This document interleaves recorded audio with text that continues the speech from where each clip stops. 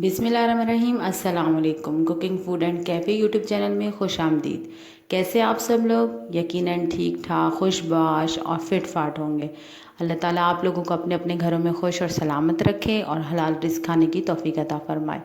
तो आज मेरे किचन में बन रहा है यखनी पुलाव। मेरे घर कुछ गेस्ट आ रहे थे तो मैं उनके लिए बना रही हूँ पुलाव। सोचा क्यों ना ये रेसिपी आप लोगों के साथ शेयर की जाए। बहुत ही आसान और सिंपल रेसिपी है। कई तरह के नाम हैं इसके, कोई यखनी पुलाव कहता है, कोई सादा पुलाव कहता है, कोई मोती पुलाव कहता है, कोई हिंदुस्तानी पुलाव कहता है, कोई बीफ या मटन पुलाव कहता है। सबकी तरीका एक ही है। तो चलिए स्टार्ट करते हैं। तो सबसे पहले बिस्मिल्लाहिर्रहमानिर्रहीम। इसके लिए हमें जो इंग्रेडिएंट्स चाहिए वो आप लोगों के सामने है। मैंने लिया है बीफ को थोड़ा सा साइज़ में बड़ा बड़ा काट लिया। अगर इसके साथ आप हड्डियाँ शामिल कर लें तो हड्डियों से यखनी बहुत अच्छे तरीके से निकल आती है। तो ये मैंने बीफ लिया है और इसके बोटियों का साइज़ थोड़ा सा बड़ा रखा है और इसमें कुछ हड्डियाँ भी रखी हैं, शामिल की हैं। और इसके साथ हमने लिया है 2 मीडियम साइज़ की प्याज। ये हम सिर्फ यखनी बनाने के लिए ले रहे हैं। और 8 से 10 अदद कलियाँ लहसुन की हैं, नमक है और ये है सौंफ और धनिया। इसके 3-3 टेबल स्पून ले लिए हैं। इसको हम ये जाली का कपड़ा है, कोई भी मलमल का है, कोई भी कपड़ा आप लेकर उसमें पोटली बना सकते हैं। तो मैं इसमें जाली का ये कपड़ा है मेरे पास, इसमें मैं सौंफ और धनिया डाल के इसकी पोटली बना रही हूँ। फिर इसे यखनी में हम डालेंगे तो इसका जितना भी अर्क होगा वो यखनी में आ जाएगा। तो इससे यखनी भी साफ़ सुथरी रहती है और फिर इसे छानने की ज़रूरत भी नहीं पड़ेगी। तो पोटली बनाने के लिए एक कपड़ा बिछा के उसके ऊपर ये डाल के और इसकी एक पोटली तैयार कर लेंगे, जैसे मैं बना रही हूँ आप लोगों के सामने। अगर जाली नहीं है तो कोई भी मलमल का साफ़ सुथरा कपड़ा ले लें, उसमें भी पोटली बन सकती है। पोटली थोड़ी लूज़ बनानी है क्योंकि ये फूल जाते हैं और फूलने से ये ख़ुद बड़े हो जाएंगे। तो ये हमने यखनी की चीज़ें तैयार कर ली हैं। अब सबसे पहले हम लेंगे प्रेशर कुकर। मैं बनाऊंगी यखनी प्रेशर कुकर में। देसी घरों में देसी खाने यखनी जो भी बनाने होते हैं वो प्रेशर कुकर में ही बनाए जाते हैं। टाइम की भी बचत हो जाती है और जल्दी कुक हो जाता है। तो सबसे पहले बीफ डाला, फिर उसमें प्याज और लहसुन डालेंगे, फिर हम इसमें नमक और ये जो पोटली बनाई है ये डाल देंगे और अपने अंदाज़े से आप इसमें पानी डाल दें जितनी आपको यखनी चाहिए। तो ये पोटली डाल दी। उसके बाद हमने इसमें पानी ऐड करना है। तकरीबन मैंने 2 लीटर इसमें पानी डाला है ताकि अच्छे तरीके से गोश्त भी गल जाए और इसमें यखनी भी बन जाए। फिर उसके बाद हमारा सेकंड स्टेप इसका भगार का होगा, जो हम चावल के लिए भगार तैयार करेंगे। तो चावल को मैंने तकरीबन ये 1 किलो चावल है और इसको मैंने 2 घंटे के लिए भिगो के रख दी है।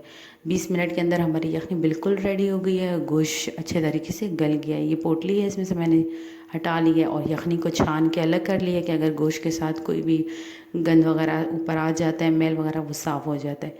और ये प्याज तो मैं आप इसे ये भगार के लिए हमने प्याज ली है। तो ये भी 2 मीडियम साइज़ की प्याज, लहसुन है पिसा हुआ 2 टेबल स्पून और इसमें जाएगा खड़ा मसाला। प्याज को स्लाइस में काट लें। खड़े मसाले में हमारे पास है ये काली मिर्चें, तकरीबन ये 15 दाने काली मिर्चें हैं और 2 मैंने बादियान के फूल लिए हैं, 8 से 10 लौंगे हैं, 1.5 टेबल स्पून ज़ीरा है, नमक और दालचीनी 2 स्टिक्स ले लिए हैं। तो अगर आप चाहें तो ये मसाला कूट के भी डाल सकते हैं और साबुत भी। तो मैं ये 2 बड़ी इलायची भी है, अब मैं इसको कूट लूँगी। ये हमने गरम मसाला कूट लिया, इसकी ये शेप आ गई है। तो चलिए यखनी भी वैसे भी तैयार है, तो हम इसका भगार तैयार करते हैं। तो भगार के लिए सबसे पहले मैंने डाला है घी में ले लें या कोई भी ऑयल आप ले सकते हैं। इसमें जाएगी प्याज जो मैंने स्लाइस में काटी है। प्याज को हमने बिल्कुल लाइट कलर करना है, इसको डार्क कलर नहीं करना है क्योंकि हमने सफ़ेद पुलाव बनाना है, यखनी पुलाव बनाना है बिल्कुल सफ़ेद। तो हल्का सा बस गोल्डन प्याज हो जाए तो बस ये रेडी हो जाएगी। तो प्याज को आप देख लें, इसके किनारे हल्के हल्के पिंकिश हो रहे हैं तो हमारी प्याज रेडी है। अब इसमें जाएगा ये गरम मसाला, लहसुन और ज़ीरा। ये सारी चीज़ें इसमें डाल के 2 से 3 मिनट के लिए इसको भून लेना है और फिर इसमें हम डालेंगे गोश्त। ये हो गया है। अब इसमें हम डालेंगे बीफ जो हमने बॉईल करके पहले से रखा हुआ था और इसको इसी प्याज के साथ तकरीबन 4 से 5 मिनट के लिए भून लेना है ताकि इसका कलर थोड़ा सा चेंज हो जाए। ये आप देख रहे हैं, गोश्त का कलर चेंज होने तक हम इसको बिल्कुल हाई फ्लेम पे भूनना है प्याज के साथ। تو جو میرے چینل پہ نئے ہیں وہ میرے چینل کو سبسکرائب کریں، لائک کریں، شیئر کریں، کمنٹ کریں اور پھر مجھے بتائیں کہ آپ کو یہ ریسیپی کیسی لگی ہے۔ تو یہ ہو گئی ہے، اب اس میں ہم ڈال دیں گے یخنی جو ہم نے چھان کے رکھی ہوئی ہے۔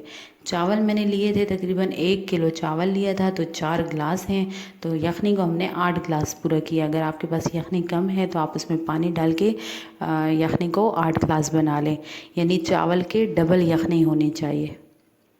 تو یہ میں نے اس میں یخنی ڈال دی ہے۔ یخنی ڈالنے کے بعد آپ اس کو بوائل آنے تک پکائیں تاکہ اس میں پانی میں اچھی طرح سے بوائل آ جائے۔ یہ بوائل آ چکا ہے، چاول کو واش کر لیں 2 سے 3 دفعہ اچھی طریقے سے اور پھر اس کے بعد وہ اس میں شامل کر دیں۔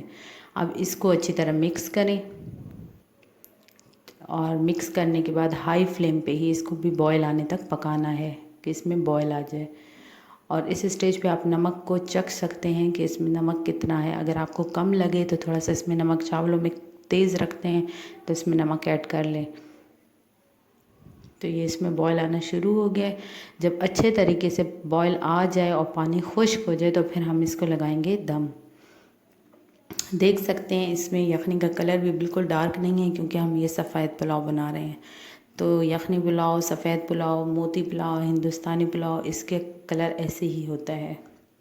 اس کا پانی تقریباً ڈرائی ہونے لگا، میں نے دوسری سائڈ پہ توا گرم کرنے کے لیے رکھا ہے تاکہ ہم اس کو دم لگا دیں۔ توے پہ دم لگانے سے یہ ایک سے دم بھی ہو جائیں گے اور نیچے سے لگیں گے بھی نہیں۔ پانی بالکل ڈرائی ہو گیا، میں نے توا رکھ دیا ہے۔ اب ہم اس کو ڈھک کر اور دم لگائیں گے۔ پانی اچھے طریقے سے خشک ہو جانا چاہیے اور اب فلیم بالکل ہلکا کر کے 15 منٹ کے لیے دم لگا دیں گے۔ 15 منٹ کے بعد ہمارے چاول بالکل ریڈی ہیں۔ یہ آپ دیکھ سکتے ہیں بالکل بکھرے بکھرے، دانہ الگ ہوا ہے اور اچھے طریقے سے پک چکے ہیں۔ یہ میں آپ کے سامنے نکال رہی ہوں، خوشبو بھی بڑی زبردست آ رہی ہے۔ تو یہ تھے ہمارے یخنی پلاؤ، جھٹ پٹ تیار ہونے والی ریسیپی۔ اور دعوت ہو اور چاول نہ ہوں تو یہ ہو نہیں سکتا۔ تو ہماری دعوت کی مین ڈش جو ہے وہ چاول ہی ہوتے ہیں۔ تو یہ کیمرے پہ تھوڑی سی اسٹیم لگنے کی وجہ سے دھندلے نظر آ رہے ہیں، پر یہ ایک ایک دانہ چمک رہا ہے، اس لیے اس کو موتی پلاؤ کہتے ہیں۔ اس کے ساتھ میں نے سیلیڈ اور دہی بھلے بنائے ہیں۔ تو یہ ہماری آج کی دعوت کی پریپریشن ہو گئی ہے۔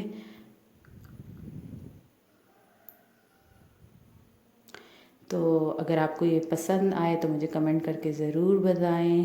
ذائقے میں بھی زبردست، خوشبودار اور ایک ایک دانہ بالکل الگ اور بکھرا ہوا۔ تو یہ تھی بہت ہی simple easy recipe.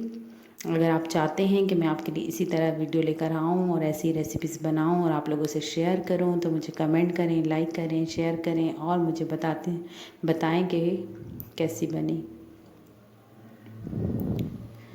Next video میں حاضر ہوں گے۔ اللہ حافظ۔